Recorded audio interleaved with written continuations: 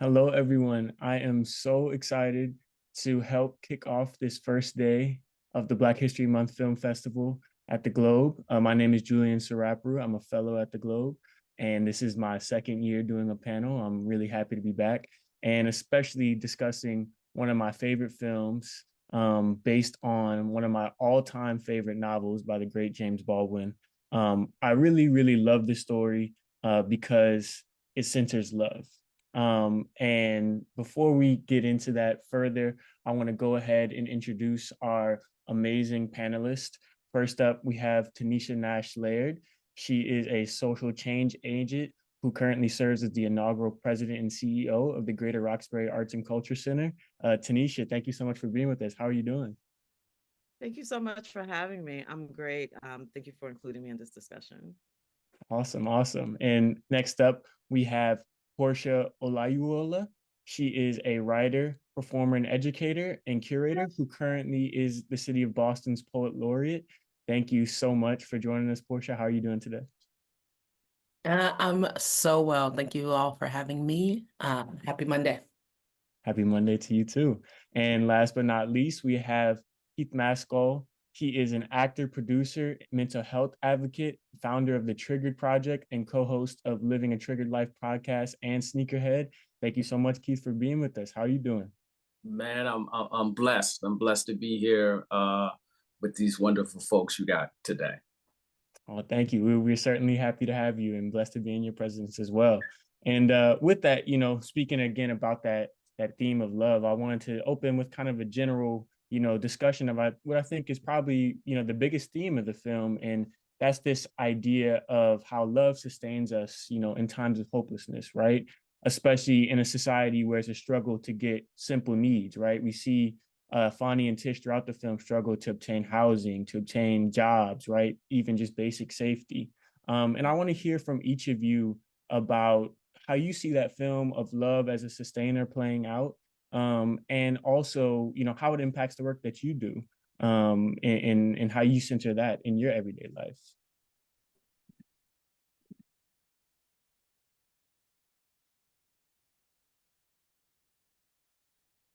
Okay, I guess I'm jumping it off. Love obviously was a through line here that was between Fonnie and Tish, but also the family, right? And the need to, especially in the face of systemic inequities and injustices, we see how it was the love of of the parents and supporting. Um, all of that is truly important, and it's you say, how does it affect the work or influence the work? I do all of that from a place of love. The work that I do is around utilizing arts and culture, which I also think is grounded in love when done well, especially arts and culture for community sustainability and development. And so, first of all, I just have to say, James Baldwin is probably my all-time favorite orator, writer. All the things that he creates, I feel, are timeless. And I see why you love this film and it's one of your favorite films, because I do think that the themes of the novel on which this is based is also timeless. So love, it's the old cliche, love conquers all. And I'm not sure if that it conquered all here, but it certainly was the source of resilience for this family or these intertwined families. Yeah, I really think the resiliency is what stands out because love gives us hope, but it gives us resiliency. And I think that was even looking at the first scene, right? Are you ready for this? Right? I was so drawn in, and I could feel the love between them. I felt like it just jumped off the screen, right? But then in another second, my heart was broken, but the love was still there, right? It never wavered, right? Even never wavered. And so like that is I think that just speaks to love for ourselves, right? Love for our community. And when you can find, you find whoever you find. There is nothing more, there's nothing that's more special than be able to go through the trenches with someone, right? Through personal journeys and then journeys together as a as a couple. And with the work that I do, telling stories as an actor, I always try to find the love in the characters, right? Or find the pain, or find what sometimes they're masking, which is the love, um, with different behaviors. So you may not see it, but I always try to do that. But in terms of the Trigger Project work and mental health stuff, it's definitely all about the love. And the podcast, with my partner, is definitely about how to navigate relationships, and navigate love when trauma or the emotional injury gets in the way. And I think I definitely rode that roller coaster of seeing the emotional injuries that were happening to everyone, and how everybody chose different ways to deal with it. Um, but it was a great journey to ride, even though it was at certain times very painful. Word. Appreciate what folks have said, Tanisha, Keith. Yeah, and I guess I'm thinking about this question, Julian, in terms of love. And I have the honor of being in the position of going last, but after listening to everybody, I was really thinking about it in the context of, or something about love wasn't necessarily the central focus for me, and I can't figure out why, because it is a love story, right?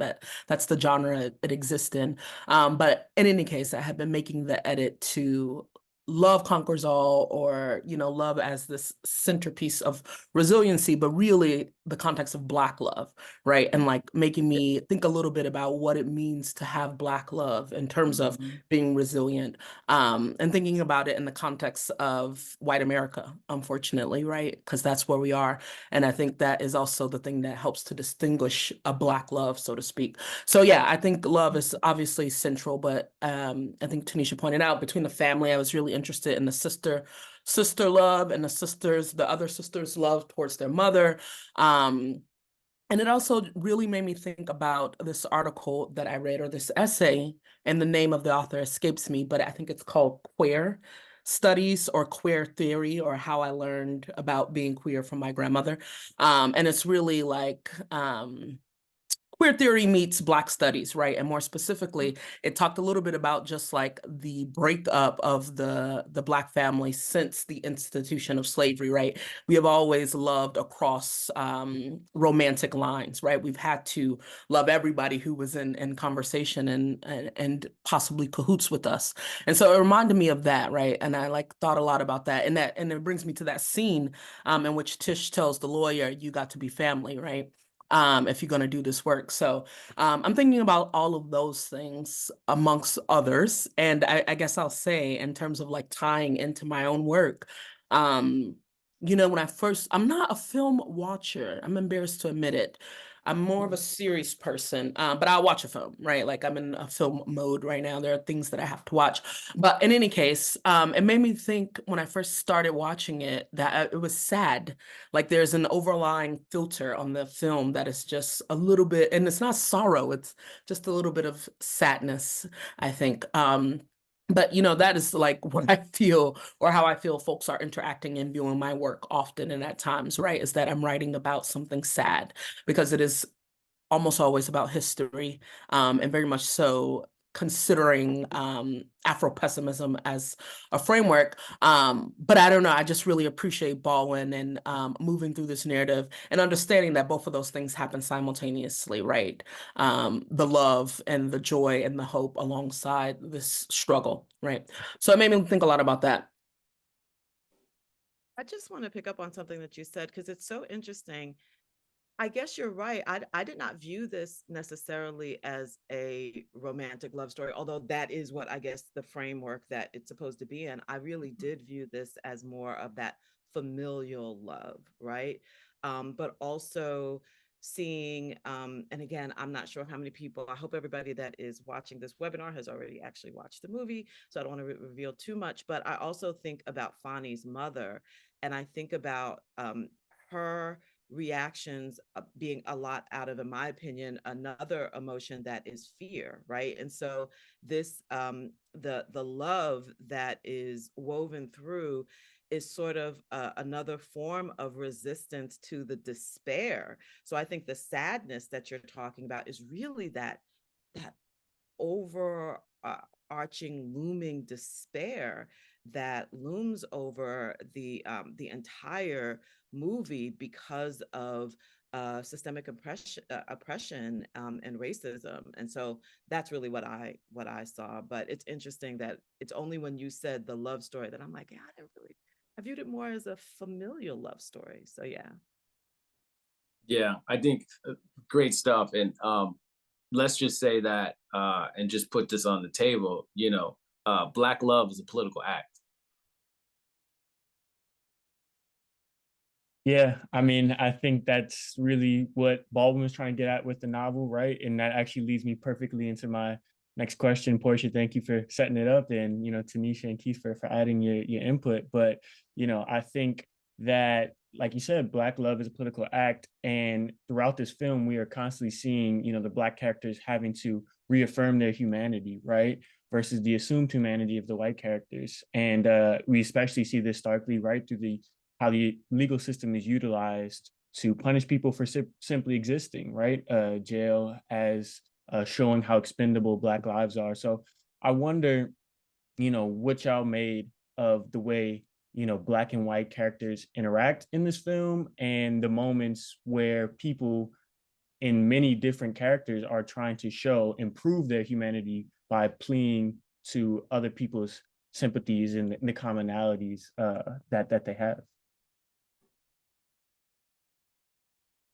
Really interesting question. Oh, I'm sorry. Go ahead, Oh, no, Portia. I was just going to ask if you can repeat the latter part of the question. But Tanisha, if you got it, if you could just take it and, Oh no, well, talking about the difference between the white and Black characters, as I think about it, the white characters sort of moved with an assumed agency where the Black characters had to sort of assert it, right?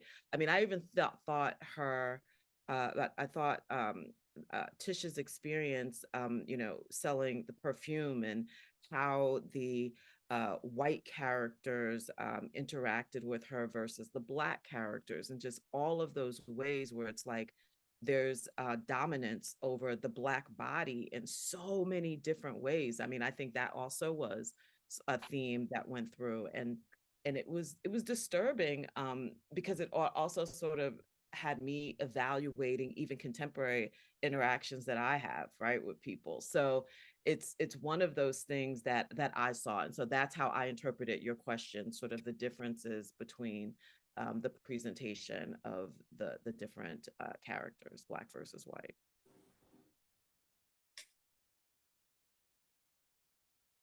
Yeah, I can still repeat it again if Keith and Portia want to add.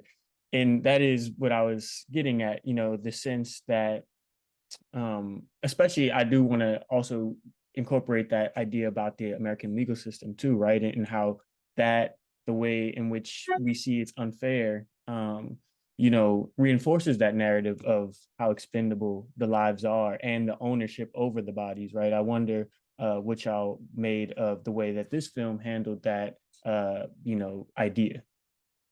Yeah, I felt like it was very real. And it made me reflect on, how much has changed or how much has not changed. Um, in terms of a personal beef, so to speak, that a police officer has with someone, right? I'm gonna see you again, right? Like that has been said so many times. And it's like, well, where's the setup gonna happen? Because it's going to happen. And the complacency of the system to turn their back and close their eyes to what the truth is, right? And being able to change the narrative, which is what we're living now, even more so. So that was really that was difficult to watch, but also that's just the reality. But then there were check-ins, right? They're going to look for the loft and they're talking to the guy and whatever, and they're like, they ask the question, so why you, what's up? Like, what's the catch? Right? He's basically like, no, y'all are a couple and I love that y'all are doing this together and it's about love, right? And then he mentioned us and they were like, us? What you mean us? But I thought that check-in was, that check-in was real. Like, this doesn't seem right. Like, you're being nice to us for what reason?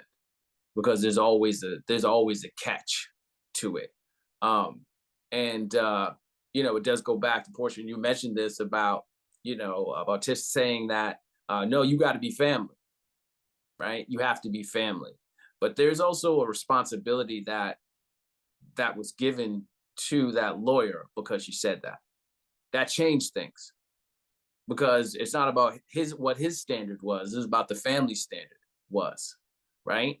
And it was like you almost as if you were given, you given a not a full black card, but you were given entrance to the loft, right? But there's a responsibility to that, and so his level of caring seemed to change in that moment. Whether or not he could really take that in, but I thought that interaction. I thought that was well done. But also the low tolerance, also for the man who assaulted Tish in the grocery store too, right? He went 1 to 10. There was no 5, there was no 4. He went 1 to 10 and quickly. And I think that says a lot about tolerance and the lack of tolerance. Yeah.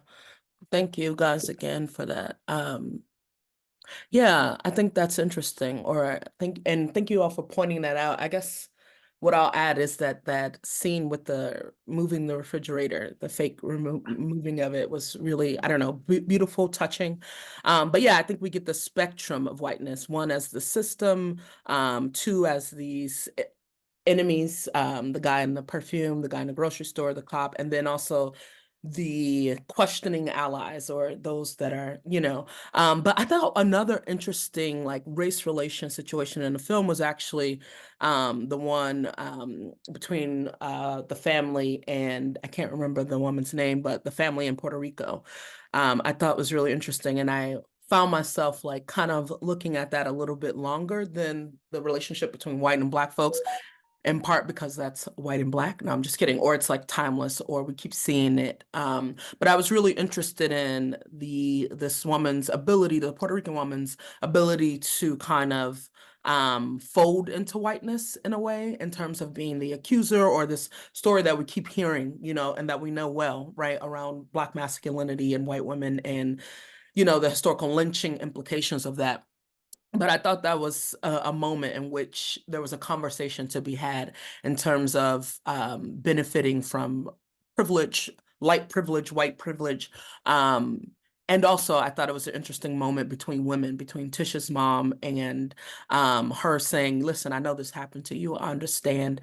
I appreciated the way in which, I assume it was her father, the Puerto Rican woman's father, but the way in which he protected her. I don't know, something about that love and those relationships really dictated a lot for me, or it made me feel things, made me interested. So yeah. Yeah. Thank you. Go ahead, sis. No, I was gonna say, oh my gosh, so many layers, complex. I'll let you go back to that, Keith, but I wanted to say something about the black white that that occurred to me as you all were speaking and describing. So, the shopkeeper, the property owner, Levy, I think his name was. I kind of put the attorney in a different category, but what those things said to me was that, in order to that allies are absolutely necessary, right? Like, in order to navigate through the system, we can have all the love in the world, we can battle, we can fight, but without having those allies, it'll be very difficult for us to conquer the structures that are in place. So that's something else that's occurring to me as you speak. I'm sorry to jump over you, Keith. Portia, thank you so much for saying about the context of the interaction with the going to Puerto Rico and stuff. And it was really interesting because I wasn't sure um, what the person who she was going to meet, what he was going to look like, because they made him look very Spaniard, right? But we do know in the historical context that a lot of folks are Afro-Caribbean. And so it was interesting to see what the daughter looked like, and the fact that once, and then what the other people looked like who were on the island, because I was like looking at that, having Puerto Ricans in my family as well. And so that was interesting to see what folks look like. And then once she touched her, right, and she looked at her black skin, then it brought her, really activated her to that moment of the emotional injury. And she didn't necessarily recover from that.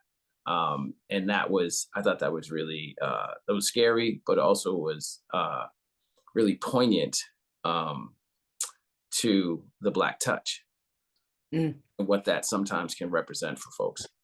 the Black touch. I got to write that down.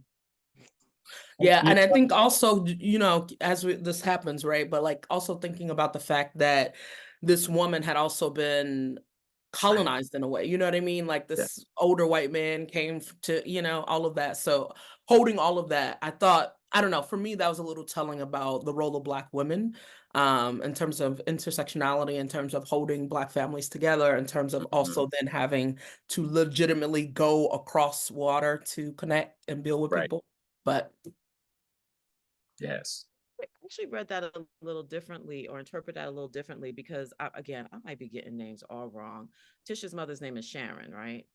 Does anybody remember? Okay, Tisha's mother, she was very Sure. sympathetic to that woman. I mean, if you remember, she even said, I do believe that she was Yeah. raped. Right. Right. So what I read and that was trauma that she was responding to, although it very well could have been also the Black touch, but it was also this sort of delicate navigation that Sharon was seeking to do to advocate for really her Fani through her daughter, right?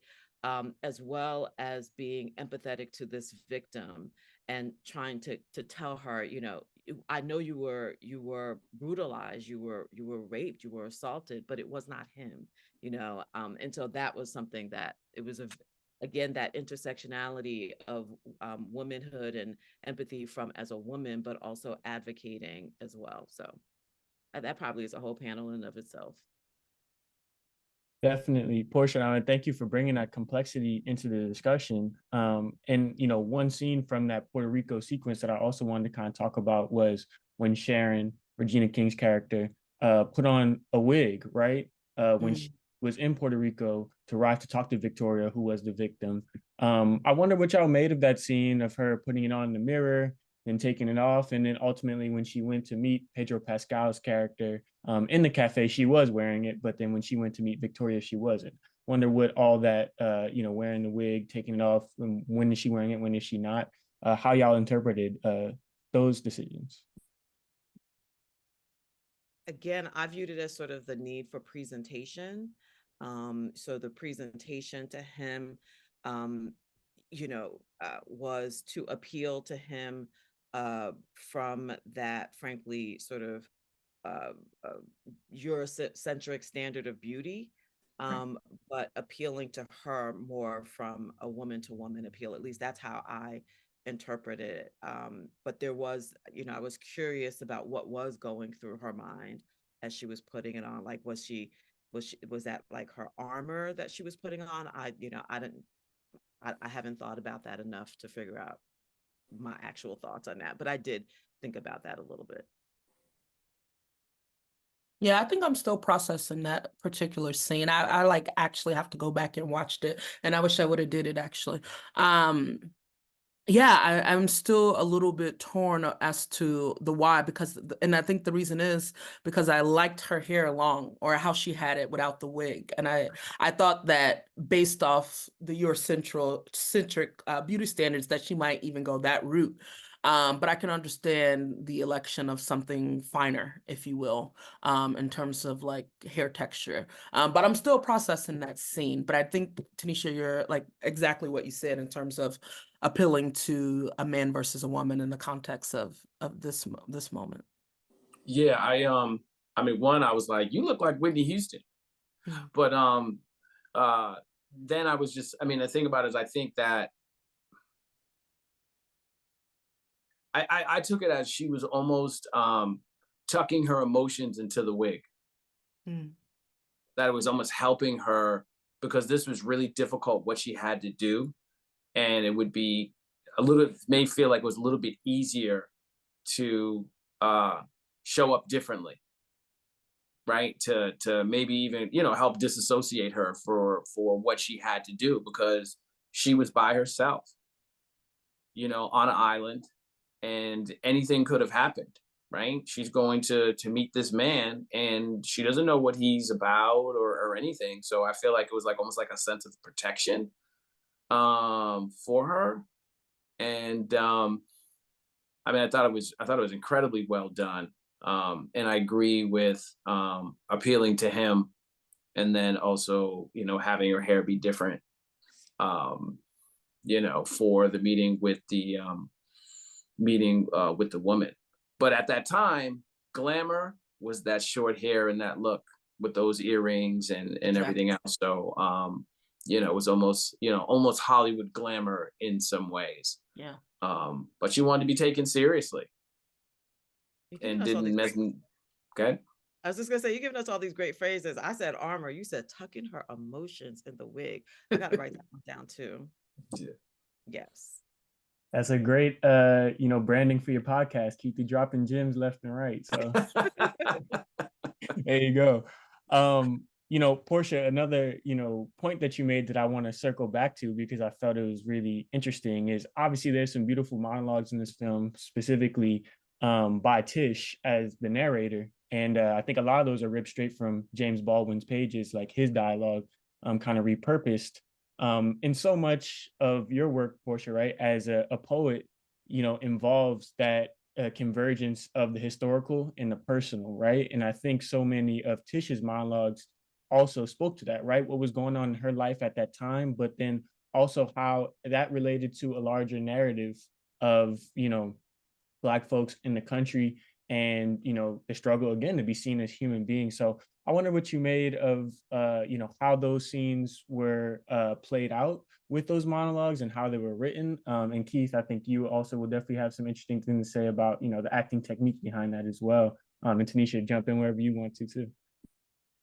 Yeah, I mean, I will say those monologues definitely, I mean, I found myself saying, okay, Baldwin, right? Like, okay, you write, and somebody's out here writing. So I really appreciate it. You know, it's like really nice to have a film that can like keep some of the artistic integrity intact in terms of it transitioning from a book to a film. So I really appreciate it. I mean, I think it gave us the filter, if you will, or it just made the film very poetic, right?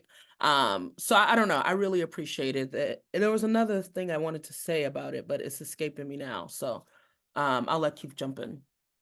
Yeah, no, thank you. I think from doing a lot of August Wilson work and working with, you know, the Huntington for the August Wilson monologue competition, it was actually really nice, just how things were woven in.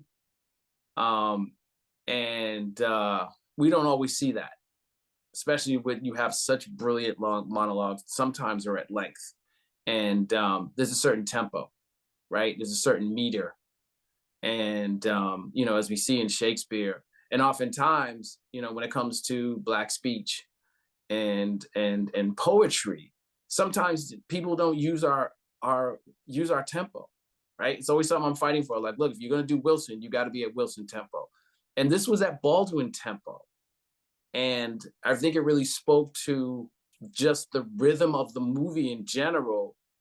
Was Baldwin's speech, and I thought it really, and I thought that was absolutely amazing, with how they did that, and the look and the feel, right, and then, you know, the yellow, right, which is, you know, and that symbolism, of justice and some hope.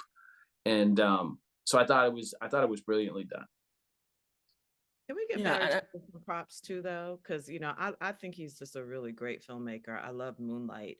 And I think taking on Baldwin, I mean, oh my goodness, taking on Baldwin, but I think Barry Jenkins himself also has that quiet force, the way that he does his filmmaking. And I just loved the layering of Baldwin's words and the imagery, both the cinematic imagery, but also the photographs, the historical photographs that were put through. It really kind of grounded the film in a really great way.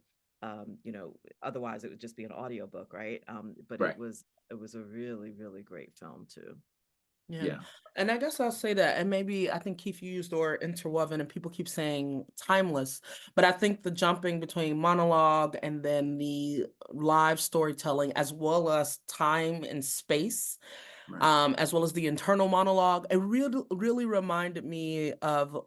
I thought it was futuristic. I thought it was Afrofuturistic specifically, but Mhm. really in terms of storytelling, but really this idea of time being a spiral, right? Or like time not necessarily operating in a different landscape for Black folks, which is one why the story feels timeless and why it feels also familiar and like it probably happened yesterday. But yeah, I thought that was really well done as well. Yeah, no, thank you for saying the futuristic and Afrofuturistic point, because the other thing about it is it does remind me of a present filmmaker, Nigerian filmmaker John Olawale Adekoje.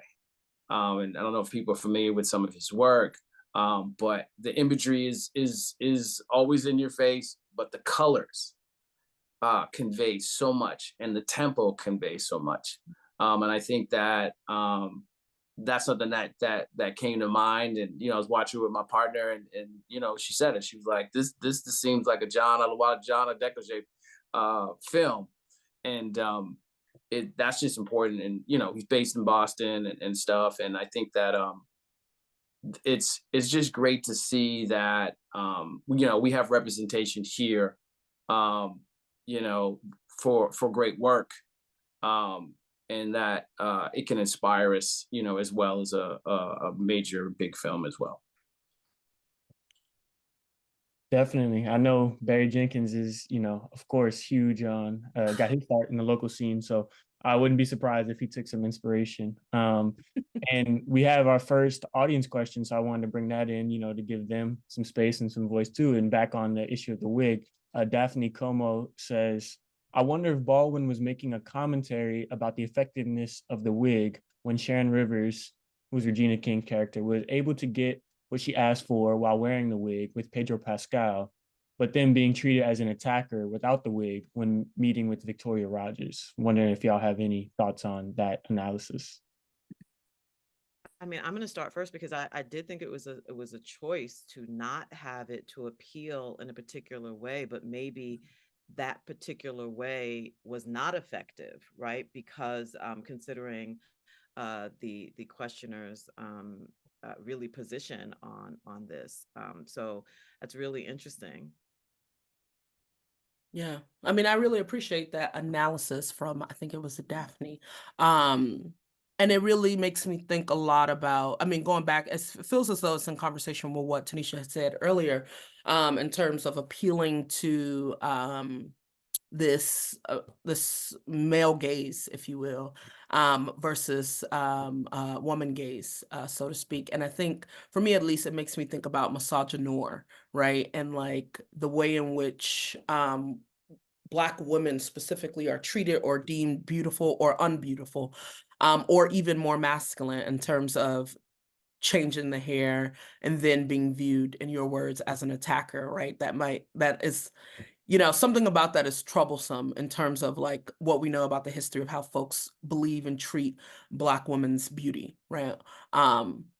And then it also makes me think a lot about obviously what this woman has been through in terms of rape, in terms of her attacker, in terms of the attacker having Black skin, and this is a Black woman, Right. So thank you for that analysis. I'm still parsing through that scene myself. Yeah, thank you for that, Portia. Because was it, was she seen in that?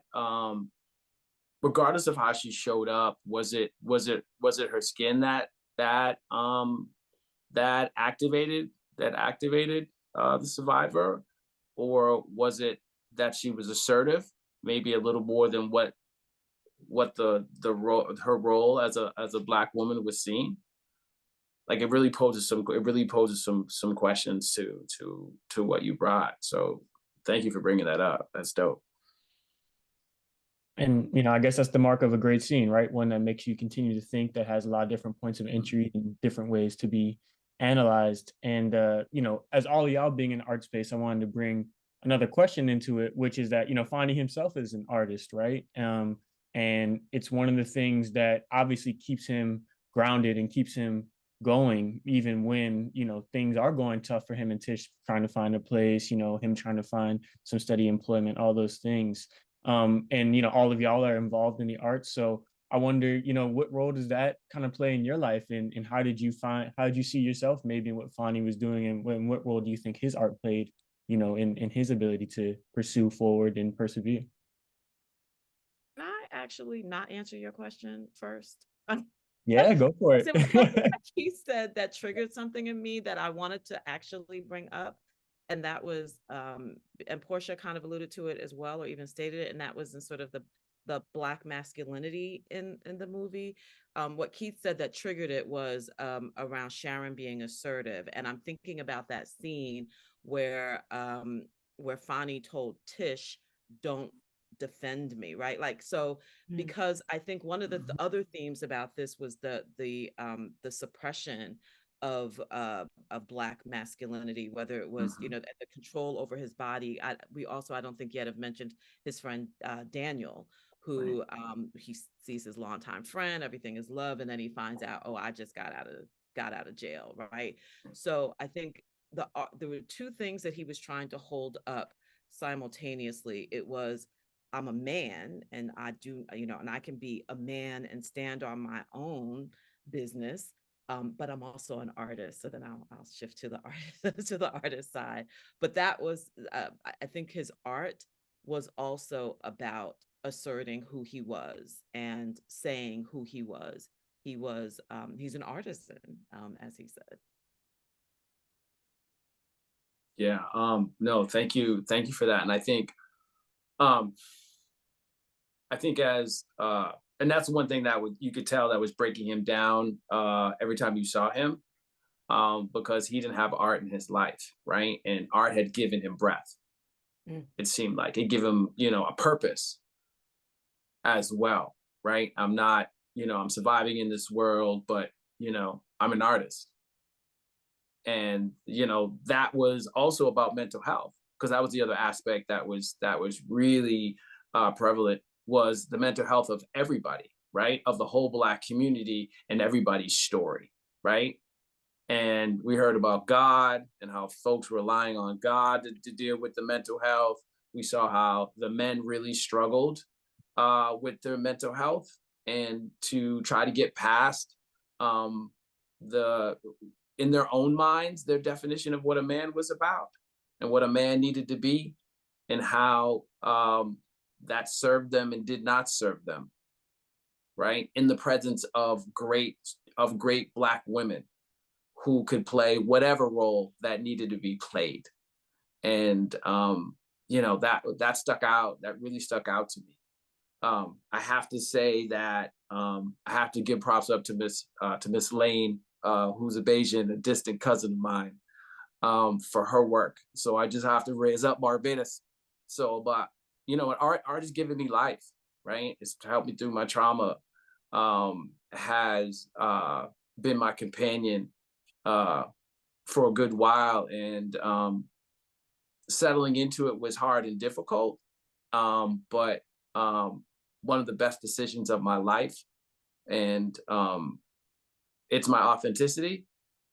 And some people see it as a super cape, but being able to help people using the art is everything. And I think that Fonny was looking for that part of it. How can I now help my community with this, and we didn't get to see that. Yeah.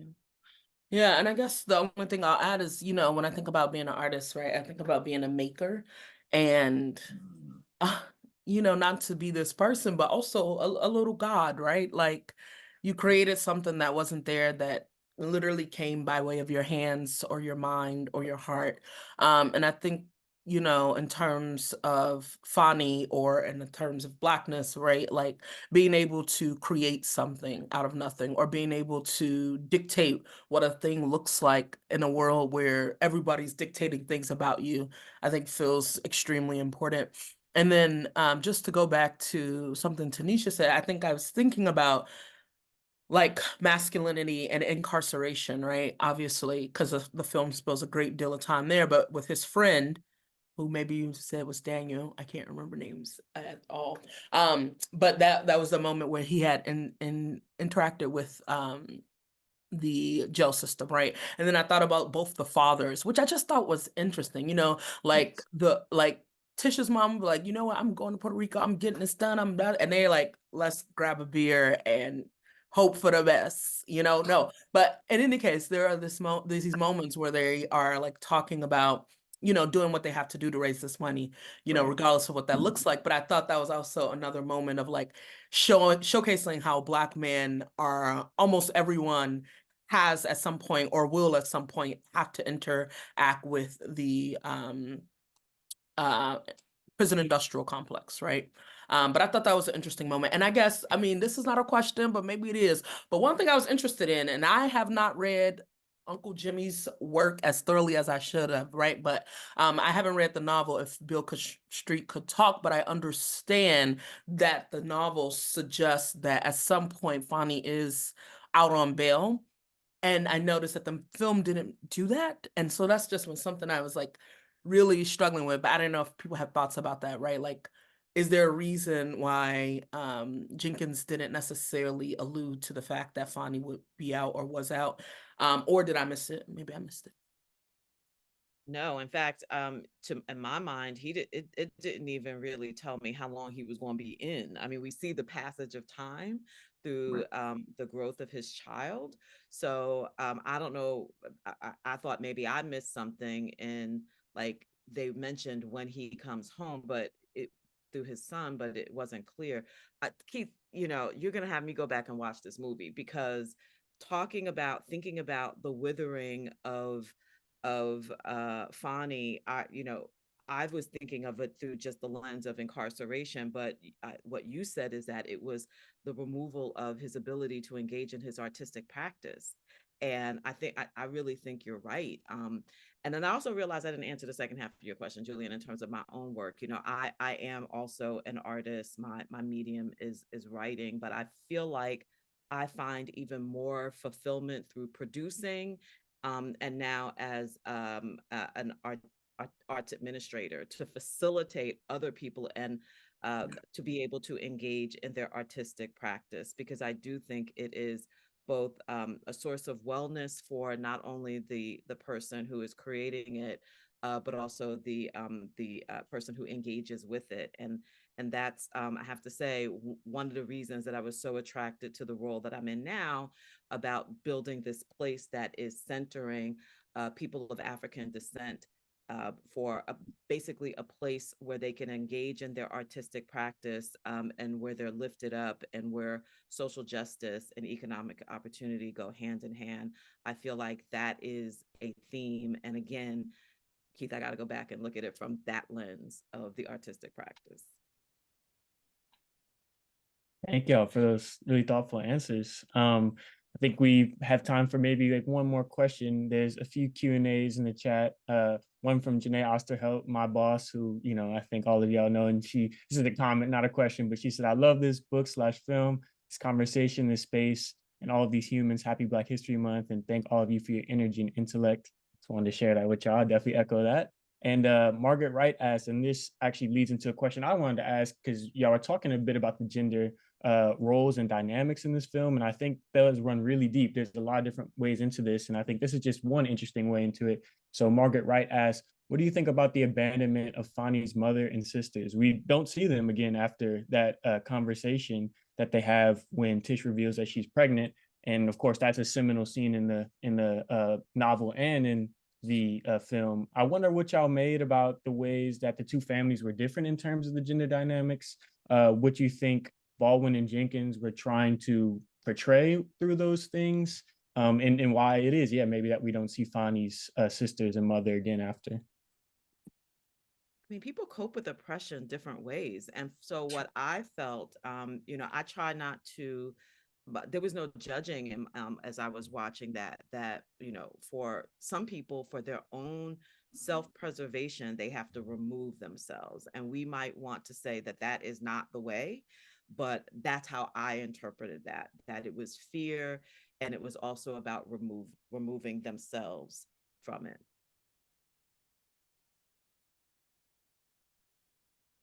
Yeah, I think no, Oh, go ahead. sorry. Go ahead. That's okay. Go ahead. Yeah, I didn't really appreciate that. I mean, I want to say that one, um, they had been gone beforehand, right? Which is to say, it seemed like they abandoned Fonny when he started making the choices around art. And then two, I also just want to acknowledge that it seems like there's some domestic violence within the context of the family, which is also this terrifying thing. Um, but it also seemed as though they had been abandoned him, and that was the norm for them. And on top of that, I don't know, I found their family dynamics a little puzzling, in part because, the dad worked at the department store and he had trouble getting funds. But on the other side, they were very much so acting very bourgeoisie, middle class, or even upper Black class. And so I was like really struggling with how those logistics were working out financially. But on top of that, it really just reminded me, I try to take like the film and the book and consider it in the context of which it was written. And I'm like, thinking about what's happening at the time, but it very much so reminded me of the club women's movement, and this notion of lifting as we climb, or we're too good and we need to separate ourselves. Yeah, I guess that's another part of it that I'm still need to parse through, because I'm wondering on what is trying to be said. Like, are there two different types of white women? I'm sorry, white women, Black women? Are there, I don't know, is there a wrong way or a right way to be a Black woman in the context of the family dynamics? But anyway, it made me think of all these questions, but I know for sure they irritated me. Yeah. Love that show. Well, we find hope in our community in different ways, right? And Fonny's family was finding hope through spirituality and trying to hold on to that for dear life. Mom was holding on to that Bible for dear life, and somehow there was status in that, right? And I think that was kind of giving us a glimpse of sometimes what happens in the role of the church in our community, right? But there was despair. I saw a lot of despair that was there, and holding on to that faith and holding on to that title so tight, because they were trying to hold on to hope that they were going to be, that everything was going to be all right. And there was fear, right? There was fear there. And when it seemed like that was threatened, that faith was threatened, then we really saw the sisters really come out and try to be volatile, right? But they were met with reality, right? And their hope, the other family's hope was, Tish's family's hope was just different. And so I thought that was really, it was a lot of conflict. And you could clearly say that, that they were in church. And that's how they chose to deal with it. And that's why we didn't see them again. But I would have really loved to see just where they were in terms of the process. It definitely was hard to see the domestic violence situation and just how it was handled. That the women, no, you need to leave, go deal with him, and we'll deal with her, right? And so it's like, wow, y'all gonna get a beer and y'all gonna talk about other stuff, but y'all not gonna talk about what happened. and how unacceptable that was, and stuff. So there was a lot there in terms of that, and as we talked about before, in terms of the roles of male and female, and at certain times they blended, and at certain times they didn't, and I think we saw the clear effects of that. Mm. And I think kind of lastly, speaking, Tanisha, I really appreciate that you brought up the familial love, right? Not just the love story between two people, but how that encompasses. And I think that's a huge part of this film too, right? How everybody comes together to help Tish raise or get ready to raise a child. And again, we have to remember too, she's 19, she's a child, Fonny's a child, he's 22, right? And they're forced to grow up so quickly as a result of what society does. They don't have the luxury to beat kids, and also their family don't have the resources to just say, okay, well, this is going to be a blissful thing that we're just going to all get to enjoy. No, we have to work hard to make sure that this kid can even have life, right? And I think it was really commenting on this idea of how love and sacrifice go hand in hand when resources are slim, right? So I wonder what y'all's point of view is about that dynamic between love and sacrifice in this film.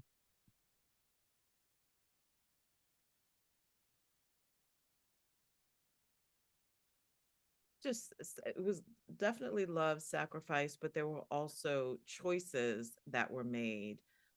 Again, without revealing too much, but I don't know if I can talk about it without revealing what those choices were. And those choices were to include basically, take from I guess Fonny's father's job in order to raise the money that was necessary. So, for me, it felt like it was very cyclical. This idea that in order to which is just a hamster wheel, right? Like we cannot break out of the system. The system was designed to keep all of us in this particular cycle.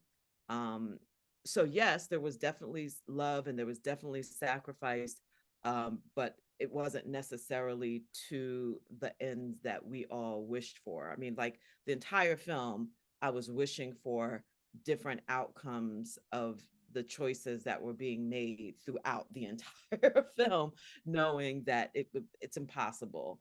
But it really is because of there needed to be a total shift into the system, and the system is also set up to shun those who want to buck the system. That's the reason why the victim was not going to go. She said, he told me to say it's this person. I'm going to say, I said it was that person. Or the lawyer now being shunned because he sees the how the injustice is happening, and so he's trying to work for justice for his client, literally his job, and the people in his community are now sort of shunning him as well. So yes, I think the theme that you saw is true for sacrifice, but it didn't resonate with me. What resonated me the most was this anger and despair because of systemic injustice. Yeah.